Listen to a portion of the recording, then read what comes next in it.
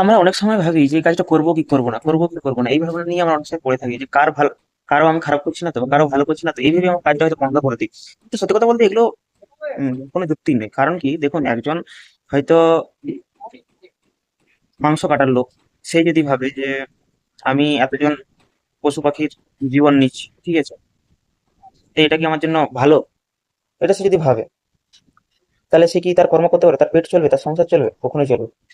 তা আমি মনে করি যে কোনো কাজ কারোর ভাবনা চিন্তা নিয়ে, বা কে কি ভাবলো ভালো মন্দ বিচার করে, আপনার যে কর্ম, আপনি ধরে নিন একজন মিস্ত্রি, সে হয়তো ছাদ ঢালাই করার জন্য পাটা পিটছে, বা সেন্টারিং তৈরি করছে পাটা দিয়ে, ঠিক আছে। তো তার যে হাতুড়ির শব্দে একজন নাইট ডিউটি করা ব্যক্তি, দিনের বেলা তার ঘুম হচ্ছে, তাহলে কি মিস্ত্রিটা কি তার কাজ বন্ধ করবে? না নাইট ডিউটি করা ব্যক্তিটা সে তার ঘুম নষ্ট করবে? দেখুন দুটোরই এক একটা গুরুত্ব আছে। নাইট ডিউটি করা ব্যক্তিটা যদি দিনের বেলা না ঘুমোয়, তাহলে সে রাতের বেলা ডিউটি করতে যেতে পারবে।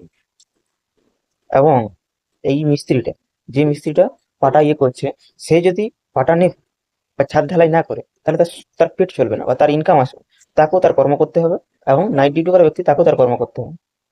তা আমরা যদি কারো কথা ভেবে যে এটাতে কার খারাপ হবে, কার ভালো হবে, এই ভেবে নিয়ে কাজ করি বা কাজ করাকে বন্ধ করে দিই, তাহলে আমরা কখনোই এগোতে পারবো না। দেখুন আপনার যে কর্ম, ধরুন মিস্ত্রি তার কর্ম, তাকে করতে হবে, সেই কর্মটা করুন। কার ভালো হবে কার খারাপ হবে এই চিন্তা নিয়ে আপনি কাজটা বন্ধ করে দেবেন না বা ছেড়ে দেবেন না। এবং নাইট ডিউটি করা ব্যক্তি, সে তাকে, ওই মিস্ত্রিকে বন্ধ করতে পারবে না কাজ, এবং তাকে ঘুমোতে হবে, এটা তার কর্তব্য, তার মজবুরি। এটা না করলে সে রাতে ডিউটি করতে যেতে পারবে না এবং তার পেট চলবে না। তাহলে তাকে কি করতে হবে? তাকে হয়তো আমার মতো দুপাশে হেডফোন লাগিয়ে হয়তো মিউজিক চালিয়ে তাকে শুয়ে পড়তে হবে, বা শোয়ার চেষ্টা করতে হবে, ঘুমানোর চেষ্টা করতে হবে, ঠিক আছে। তো এটাই হচ্ছে, মানে যে কোনো কাজ করুন না, মানে কার ভালো হবে খারাপ হবে এই নিয়ে চিন্তা করার আগে আপনি আপনার মজবুরিটা দেখুন, যে আপনার এই জায়গাটাতে কি কর্তব্য আছে, ঠিক আছে। তোমার কর্ম হচ্ছে তোমার ফার্স্ট ইম্পর্ট্যান্ট।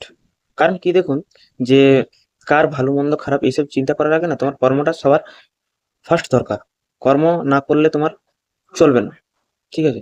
তোমার কর্তব্য, তোমার এখন যে কর্ম সেই কর্মটা করে যাও, এটাই আমি বলতে চাইছি।